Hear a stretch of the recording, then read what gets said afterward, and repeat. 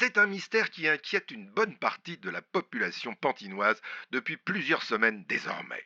L'apparition inquiétante d'un trou dans le trottoir d'une des principales artères de cette riante cité de la banlieue parisienne, ex-ceinture rouge en voie de réhabilitation en matière d'image de marque.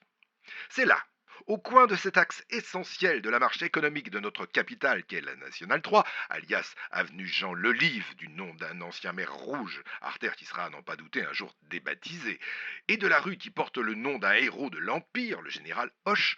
Sur ce coin de trottoir donc emprunté chaque jour par des populations plus ou moins laborieuses, des poussettes, des fauteuils roulants et actuellement, en plus, des milliers de travailleurs en train de se remuscler les mollets, c'est là donc qu'est apparu un trou.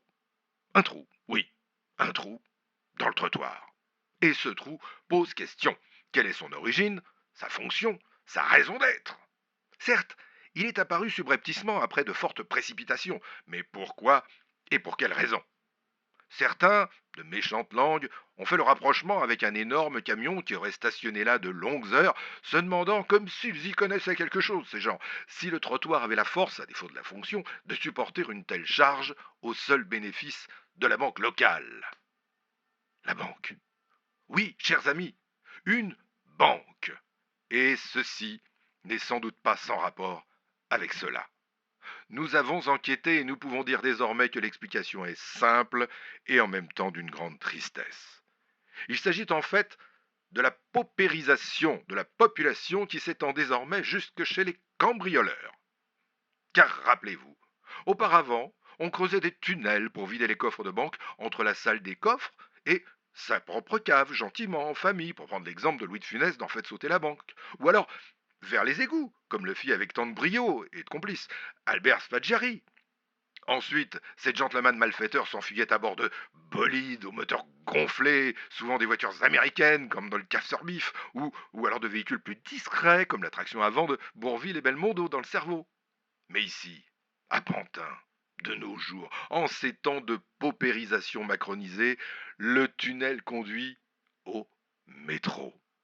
Ainsi, on peut en déduire aisément que des malfaiteurs désormais pauvres avaient projeté de s'enfuir après leur casse par la ligne 5, qui leur aurait permis de se perdre dans la foule de République, Bastille, voire Austerlitz.